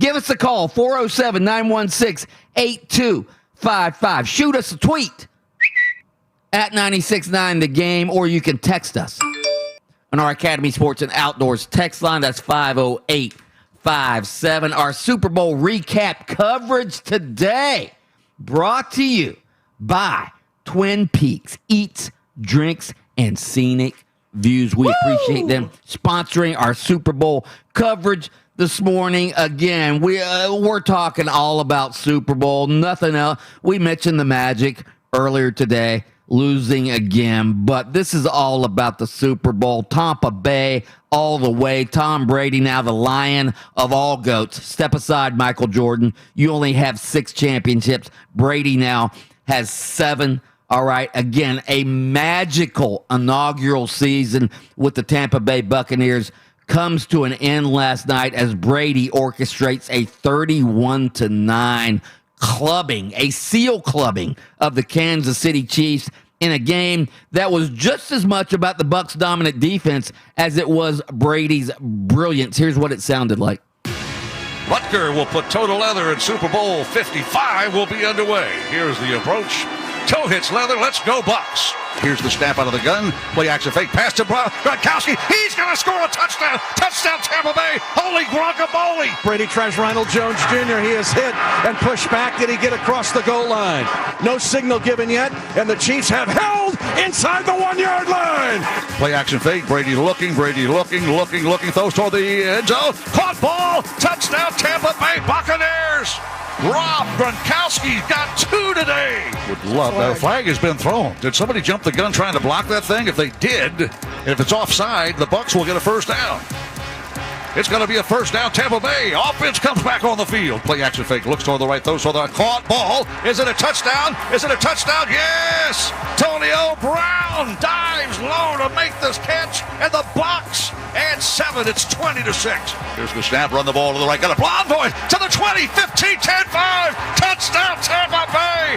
Leonard Fournette takes it to the house. 3rd down and 13. Mahomes looking under pressure. Throws the ball upfield. It is knocked away at the 50-yard line. Intercepted. Picked off a deflection. Mahomes running to his right. Look out. He may run. Mahomes directly. Toward the end down. Battle intercepted. Picked off at the end zone. Bucs are going to beat the Chiefs. We're the champions of the world. Where does this rank? Is this the crowning achievement? I'm not putting any, making any comparisons. Being down here and experiencing it with this group of guys is every year is amazing. And this team is world champions forever. You can't take it away from us. That was Tom Brady, asked by Jim Nantz, is this the crowning achievement? Well, that sounds like it's the end when you say the crowning achievement. Hell, the Bucs could come back next year and win another one. That'd make 8 for Tom Brady. 8 for crying out loud. He already has 7 more than any other team sports athlete of the modern era. And the Bucs are going to be even better next year, I think. Let's go to Lord Commander Charles, one of our favorite Bucs fans. Lord Commander. Yes, sir. I'm with you on Team No Sleep. A few years ago, I relocated back to my hometown of Lakeland. So, of course, when the game was in hand, I hopped in my car and I went down to visit my friends in Tampa, and I have not closed my eyes since. It's been surreal, man. It's hard to explain what this means because the last time we did this, I was a 19-year-old college freshman, but that team had buildup. There was years of, like, just getting to the doorstep and getting smashed out, and it was like, finally. This just was, like, gifted to us, like, this season. There were times during the middle of the season, I'm going to be honest, I was like, well, we're not going to make the playoffs this year. But, like, they started coming together in December. So, like, I don't even know how to kind of celebrate this. It's like someone just gives you a Lamborghini. You're like, I wasn't expecting this. And so, do we expect it next year? I don't know. But I will make this hot take. I think what we saw, not for the entire season, but for just the game, I think we saw the greatest team in Super Bowl history because what they were expected to do was basically have a close game against these Chiefs that were blowing everybody out of the water, right? And Mahomes had only lost one playoff game, and all of this stuff. And what they actually did to that team, I couldn't think of a more complete team in Super Bowl history, maybe like the 85 Bears or something. But, like, I can't think of a team that had so many weapons on offense. Like, once we got into, like, the third quarter, I knew we were going to win because they couldn't stop our offense. We could just kind of do what we wanted to. And then on defense, our just plain guys just got to them. It wasn't even a scheme. It was all of our just guys that everyone had been sleeping on. And the Bucs had lost more close games than any other team in the NFL by a mile. And I knew we were a good team for all those years, and everyone laughed. But Jameis Winston, he was Super Football Moses. He brought us to the promised land, but he could not come in himself. But Tom Brady, he did, and Tom Brady is the hero. There you have it, Lord Commander Charles. And again, this he'd already won 6, so he was already the GOAT. But this really does enhance Brady's legacy. And again, the defense was unbelievable. Todd Bowles, the defensive coordinator, the schemes he came up with to put Patrick Mahomes under pressure, to put Patrick Mahomes on the run. We've talked about this all morning long. Patrick Mahomes has not quarterbacked a team that didn't score a touchdown since at least high school. The Kansas City Chiefs, the high-flying, pyrotechnic Kansas City Chiefs come up with 3 field goals against that Buccaneers defense. And I disagree with Lord Commander Charles. He says he doesn't know if the Bucs are going to be better this year. How can they not be? They're probably going to have just about everybody back. Brady comes in hopefully this year. It's going to be more normal. Let's face it, he joined a new team with a new coach and a new offense during a pandemic where there's no off-season conditioning, there's no mini camps, there's limited training camp, there's no preseason games. And let's not forget this, his parents had COVID during the middle of the before the season even started. His parents had COVID, his dad was in the hospital. That's probably why he was a little distracted before the season. Again, I think the Bucs are going to be even better next year. The defense is going to come back probably almost mainly intact, and the offense will too. So again, this might be just the beginning of Brady's new dynasty in Tampa. Could it be? Why can't it be? I mean, when you look at the pieces that are there, the pieces that can still be there next year, the pieces that can choose to stay. I mean, because we mentioned a lot of the guys that are free agents are guys that sort of pick that as the landing place. There may not be other options for Gronk. There may not be other options for Antonio Brown. So why wouldn't those guys stay? Why wouldn't you just keep the band together, if you will, if you're those guys? So there's no reason to believe that the Bucs are going to fall off for some reason. And really, there's no reason to not believe that with a year underneath their belt, a year to maybe sort of understand the age of the body, to say, listen, we'll even manage it better next season so we don't go through that swoon in the middle of the year where fans are like, oh, I guess we're not going to make the playoffs. Because remember, they did that. They lost 3 games in a row. It was like to the Saints, I want to say the Chiefs, and then the Rams. And it was at that point we're like, okay, well, maybe it's next year. Well, then they got everything righted. They got a little bit of a rest because they finally got their bye week. And then after that, they were just flying. The defense played tremendous throughout the playoffs. And then when needed, Tom Brady was the Tom Brady of old. There is one scenario that I want to pose to you guys. So Antonio Brown and Chris Godwin are free agents this year. Mm-hmm. Chris Godwin is more than likely going to have some offers that are pretty big money. Okay, because Chris Godwin was, the number 2 guy for all these years. Chris Godwin signs to another team. Mm-hmm. Let's say someone puts out a big money offer to Antonio Brown. And so now, let's say it happens. It could happen. Okay. We're left with Mike Evans, and then the number 2 is Scotty Miller. Are you comfortable with that? First of all, Chris Godwin is going to be a priority for the Tampa Bay Buccaneers. If Antonio Brown gets a big money offer, they will let him leave. They're going to do everything in their power to keep Chris Godwin. So that's a theoretical scenario you're coming up with, but I don't think it's realistic. Now, could they lose Antonio Brown? Absolutely. Sure. If somebody offers Antonio Brown big money, maybe, but Chris Godwin is going to be the guy they bring back on offense. I don't think there's any question about that. Let's pause for station identification.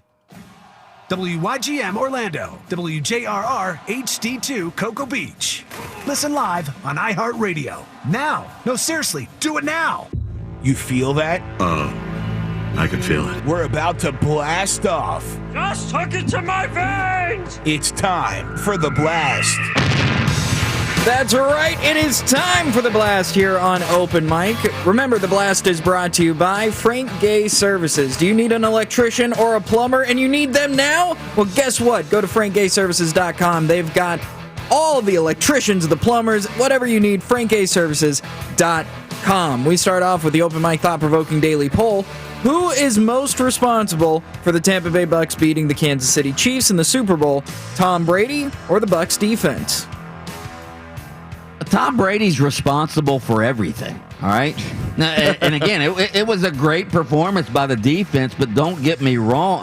Don't get me wrong on that. But let's not forget the Buccaneers' offense. Boom, boom, boom. Touchdown pass to Gronk. Another touchdown pass to Gronk. A touchdown pass to Antonio Brown. They were up 21-6 in the first half, almost up 8-6 in the first half if they hadn't been stopped on 4th and 1. So they got out to a big lead, and then the defense pinned their ears back and absolutely put the heat on Patrick Mahomes. And let's not also forget that this is the same defense the Buccaneers had last year. Almost man for man, the same defense. Why are they better? Because Brady's on the team, and Brady puts them in a lot better situations. Tom Brady's the GOAT. Tom Brady's the Super Bowl MVP for the 5th time. Tom Brady is mostly responsible for that Super Bowl victory. With all due respect to Tom Brady, who is the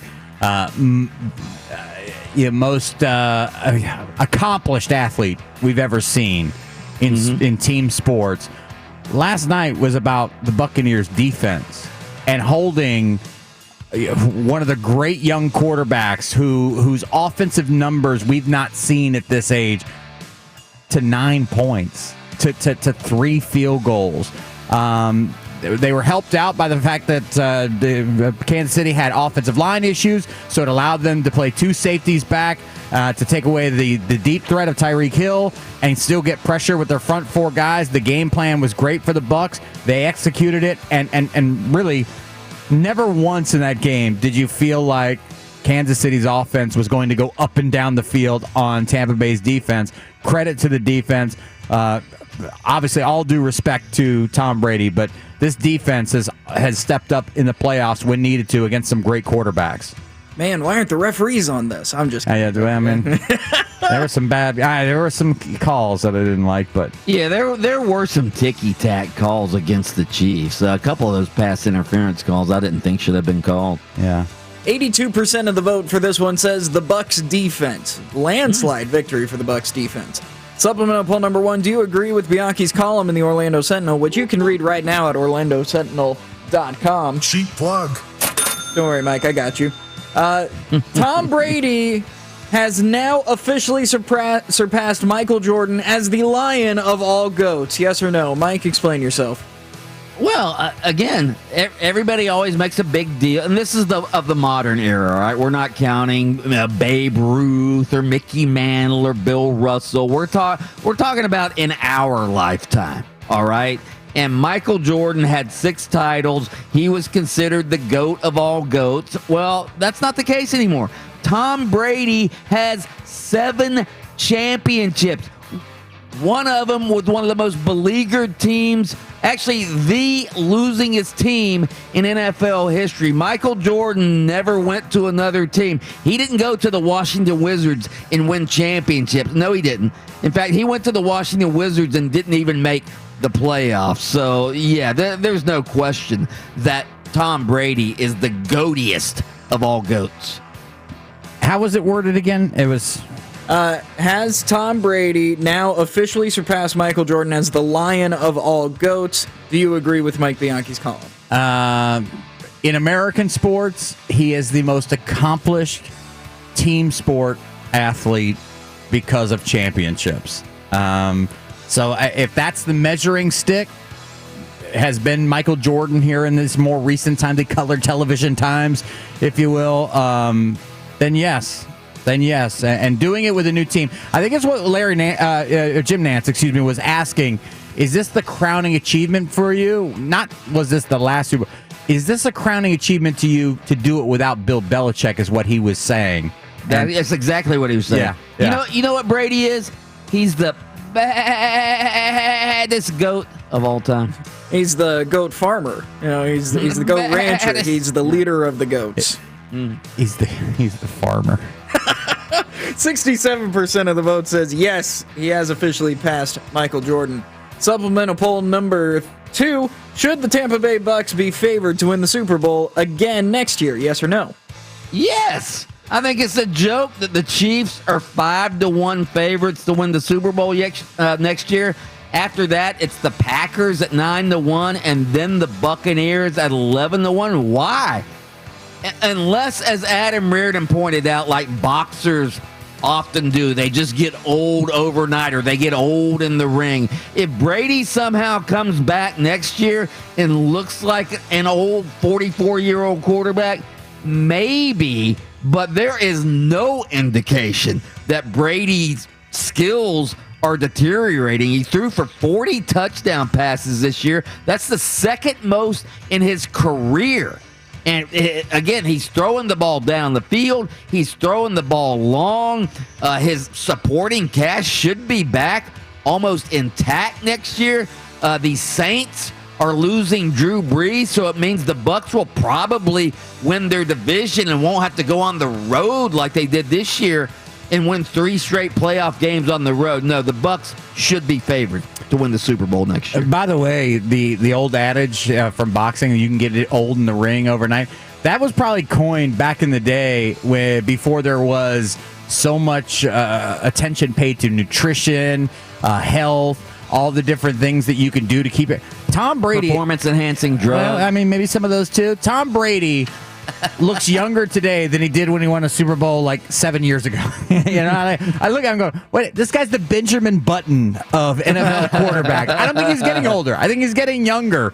His numbers are the same as they were, and in some cases even better than they were 5 to 10 years ago. It's absolutely amazing. And so, yeah, with the surrounding cast around him, with the coaching staff that they have there, which seems like it's going to be intact because there's no more jobs available, why not think that the Bucs are going to come back and repeat as Super Bowl champs? 53% of the vote says no. Should not be favored. Supplemental poll number 3. How would you rate the halftime show performance of The Weeknd? 10 out of 10, 7 out of 10, 4 out of 10, or 1 out of 10? Okay, I'm deferring to you guys on this because I was at the game. I was in the press box. I was writing during halftime. The press box is enclosed in glass, so you can't really hear the halftime show. And again, because of all the reflections off the glass and it's really dark out during the halftime show, they have the stadium lights on. So you couldn't really see it well either. So I'm deferring to you guys on this. The Weeknd's halftime performance, I only saw the one on Sunday. I missed whatever happened on Saturday for the because the Weeknd Saturday and Sunday. I'm sorry, Austin. I get it. Austin's looking at me like, what are you talking about? The Super Bowl was Sunday. Took me. I'm sorry. I'm sorry. I wasn't prepared. Listen, hey, the guy sang. Yeah. Actually sang, and he dumped $7 million of his own bucks into it. Who am I to criticize? I wouldn't have put any money into it, and I probably would have lip synced if I were him. So, kudos to The Weeknd missing an E at the end for copyright purposes. What was it? 7 out of 10? 10 out of 10, 7 out of 10. I'll give him a 7 out of 10. He's no Prince, okay? Down in Miami playing an electric guitar in a rainstorm. That's commitment to the game, okay? But, I mean, he did have his friends with underwear on their heads. So, I mean, it's 7 out of 10. This one was really close, but 33% of the vote says 1 out of 10. Stoka, what'd you give it? I'm giving it a 7 out of 10. Well, I drop it down a little bit. I give it a 4 out of 10, but not for the Weeknd's fault. It wasn't his fault that the audio quality was bad. So, goofball to CBS. Boo those engineers. Yeah, boo. Come on. This is the halftime show. Gotta make it big. Look at nobody gives those guys a round of applause when they make the performer look good. The one time they mess up, now we're all being critical. Absolutely. Supplemental poll number 4. Do you think having a name that looks like a typo has hurt or helped The Weeknd's career? Well, I guess since he changed his name from, I guess originally it was The Weeknd spelled correctly, and then he dropped the final E and just has Week E-N, no what? No, Week ND. ND, yeah, Week ND. He dropped the final E, so I guess it's helped his career. Anybody who can throw in $7 million to enhance his own Super Bowl halftime show, I guess it's helped his career, although I'm not in favor of having typos for names. You know me, I'm a real grammarian. I think it helped his career because clearly not having to deal with any of these copyright lawsuits or whatnot, listen, kept a couple bucks in his pocket that he could spend on his own Super Bowl show, which is great. 58% of the vote says helped. It helped his career. And finally, the open mic would you rather poll. Would you rather have a monster truck or a fancy chariot with horses? What? Oh, God, that's not even a vote here. Okay. Better have the truck. I need to haul stuff around sometimes, man. You're not hauling stuff in a chariot, all right? You want to talk about horsepower? We got 4 horsepower right here. Yeah, but where are you going to put your 2x4s and your lumber or your if you got a power washer you need to bring home from Home Depot? What are you doing at your luxury condo? What if it rains? The chariot has no overhang. No. Right. Even I would choose the pickup truck. Which is something I never dreamt I would say in any conversation about a vehicle. I'll take the pickup truck. I wish I did have a pickup truck, actually. It's not a pickup truck. It's a monster truck, guys. Well, it's a pickup truck on big wheels. Well, yeah, it's a pickup truck on big wheels. I mean, I would rather have a pickup truck than my luxury sedan, actually. What if it was like just the Gravedigger, where it's like a PT Cruiser on big wheels? Basically, yeah. No. Now you're less sold? I'm not driving any PT Cruiser for any reason at all. Give me the chariot. On fire. With 71% of the vote, monster truck wins this one. All right, straight ahead, taking your Super Bowl calls. Give us a call, 407-916-8255. Also, what happened to the Orlando Magic over the weekend? We're going to get into all that next. But first, your chance at $1,000. now.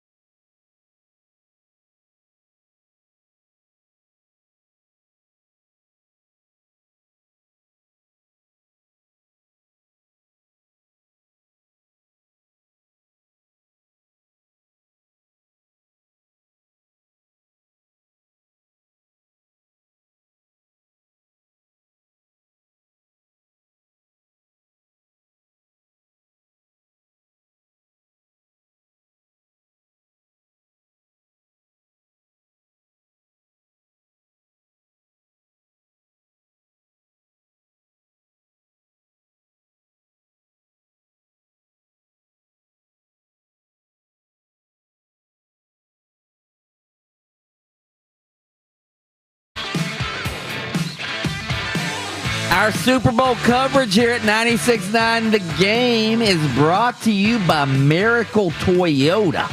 And we appreciate all they're doing. Again, we are recapping the Super Bowl all day today on 96.9 The Game. And again, presented by Miracle Toyota, where every day is a miracle. Check them out online at miracletoyota.com. All right, game balls and goop balls from our text line, 50857. Let's see what we have. Game ball to the defense of the Buccaneers. They destroyed the Kansas City Chiefs, obviously. Game ball to Jason Light, Buccaneers GM, for putting this team together, especially the defense. Tom Brady helped put the offense together. There's no question about that. Game ball to Tony Romo for finally making the Super Bowl. Nice. Hell yeah. I saw a great meme. It was a picture of the Chiefs plane getting to Tampa, and it says the only Chiefs touchdown of the week. Oh, rough. Game ball to the national anthem performance and the Air Force 3 ship bomber flyover. Again, I was at the game and the press box was enclosed, so I didn't really get a chance to hear or see any of that. What else do we have here? Looking for some funny ones, good ones. So I wrote the column today in the Orlando Sentinel calling Tom Brady the lion of all goats because he surpassed Michael Jordan he has 7 championships. Michael Jordan has 6. Somebody texted in, didn't Yogi Berra win 10 World Series rings? If you'd been listening, you would have known we said of the modern era. And of the modern era, we mean by, we actually were alive when they would play. That and these guys weren't protected by the media, man. These guys had to do it on their own to become the greatest of all time. Again, Yogi Berra, Bill Russell. I mean, those were the what did you call it? The color television era. Yeah. Adam. Yeah. I mean, those guys played when TV was black and white, and for Brady to do it in football, and in this era where you have free agency and so much parity, Bill Russell won all of those rings when essentially he had the same team year after year after year after year after year. He had Bill Russell and John Havlicek and Bob Cousy and Sam Jones, and I can't even. That's about all I can remember. But those guys, over and over and over again, the old Steelers, same team, over and over and over again. That rarely did players leave teams back then. The old Yankees. I'm Babe Ruth, Lou Gehrig, Whitey Ford, Yogi Berra. Go down the list. So again, to me, it's much. So I guess the only guy we could say who rivals Brady, and this guy's not a player, he's a coach, Nick Saban. He's got 7 championships, right? Well, yeah. I mean, doesn't Bill Belichick have? No, Bill Belichick has 6. He has 6. Why did I see somewhere he had 8? Well, because I think people are counting some of his assistant coach. Oh, get out of here! That doesn't count. Yeah, under Parcells, I think he won 2 as an assistant coach. One thing I wanted to get into, I was listening early this morning. I was listening to one of the talking heads, all right, on the national radio networks, and they were saying, just because Tom Brady won the Super Bowl doesn't mean he should go down with some of the all-time Tampa Bay Buccaneer greats. And I'm thinking to myself, why not? Why not? To me, he is instantly, and Austin wrote a blog about this, which you can read right now, by the way, at 969thegame.com. Cheap plug. Why isn't Brady? What did you write, Austin? What was the headline to it? I said, put Tom Brady in the Bucs Ring of Honor right now. Well, yes. Of course Brady's going into the Buccaneers Ring of Honor. He took them to the Super Bowl and won the Super Bowl, only their second Super Bowl ever. All right? If Mike Allstott and Paul Gruber are in the Ring of Honor, for crying out loud, Tom Brady belongs in. The only reason Mike Allstott's in the Ring of Honor is because he was a big white running back. Good Lord. But he did more than just win a Super Bowl. He also set the team record for most passing touchdowns in a season, the most completions in a season. He also brought the national spotlight onto Tampa Bay when otherwise they were an afterthought for years and years and years. So it was more than just the Super Bowl. He also quickly thrust himself into greatest Buccaneer of all time conversation after just one season. Adam, you grew up a Buccaneers fan. You grew up in Tampa, right by the big sombrero. Did you not? On Himes Avenue, literally right across the street from the old Tampa Stadium. Yes. Okay, I'm going to go through some of the all-time Buccaneers greats that are in the Ring of Honor. Now, Leroy Selman, no, Tom Brady isn't in that category as far as great Bucs go. John McKay was the first coach, all right? He was not that great of a coach. Jimmy Giles, a tight end. Tom Brady's greater than him, isn't he? Jimmy Giles could walk in here right now, state his case on why he should still be, and I'd have no idea who Jimmy was. Jimmy, is that you? I didn't know. Paul Gruber. I do remember Paul Gruber. Is his brother Hans? Hans Gruber. No. Warren Sapp. They took over the Nakatomi building. Warren Sapp, for sure. Derek Brooks. Yes, of course, yes. Mike Allstott. Yeah, I mean... he was the face of the franchise offensively at that time. Well, again, and he was he was a popular player because he was again the A-Train. Yeah. Doug Williams. Yeah, I mean, how long was Doug Williams there with Tampa Bay? Because Doug Williams' greatest success is clearly with the Washington Redskins. Yeah, he was there. He was there 5 or 6 years, I think, maybe. John Lynch, who just made the Hall of Fame, obviously. Yeah. John Gruden. John Gruden's in the freaking Ring of Honor. He won 1 Super Bowl. Yeah, so then Tom Brady deserves to be in. If John Gruden is in, then Tom Brady is in for sure. Absolutely. Did you mention Rondé Barber? Is Rondé Barber not in? I don't think he's in yet, but he will. Oh, gotta be. He's got to get in. Actually, maybe I'm looking at 2019. So maybe he's gotten in since then. Yeah. You know who else is Monty Kiffin in? He should probably be in, the Bucs' old defensive coordinator. If you're gonna put coaches in, Monty Kiffin deserves to be in ahead of John Gruden, in my opinion. While we're at it, Bruce Arians. All right, there we go. Yeah. Tony Dungy's in. So again, Tony Dungy and John Gruden are in. All right, straight ahead, we'll get Mark Daniels' take on the Super Bowl and all other things sports.